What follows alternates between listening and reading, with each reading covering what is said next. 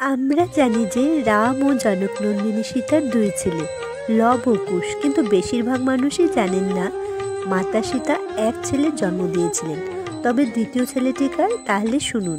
বাল্মীকি রামায়ণ অনুসারে সীতা যখন অযোধ্যা নগরী ছাড়ার পর মহর্ষি বাল্মীকির আশ্রমে আশ্রয় নেন, মহর্ষির আশ্রমে লবের জন্ম হয়। একদিন সীতা জঙ্গলে যান শুকনো খড়ি আনতে।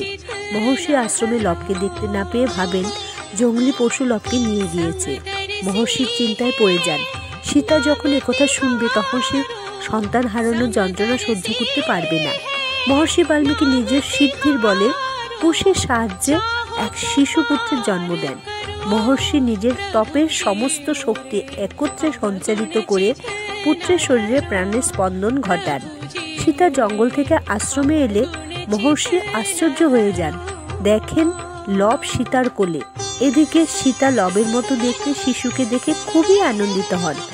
তখন মহর্ষি বলেন, আমি ভেবেছিলাম লবকে জঙ্গলি পশু নিয়ে গিয়েছে, তাই আমি এই শিশুর জন্ম দিই তোমার কথা ভেবে। সীতা বলে, আমি লবকে নিজের সাথে নিয়ে গিয়েছিলাম।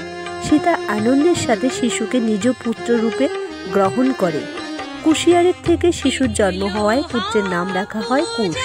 পরবর্তীকালে লব ও কুশ দুই ভাই হিসেবে বাল্মীকির আশ্রমে মাতা সীতার তত্ত্বাবধানে বড় হতে থাকে।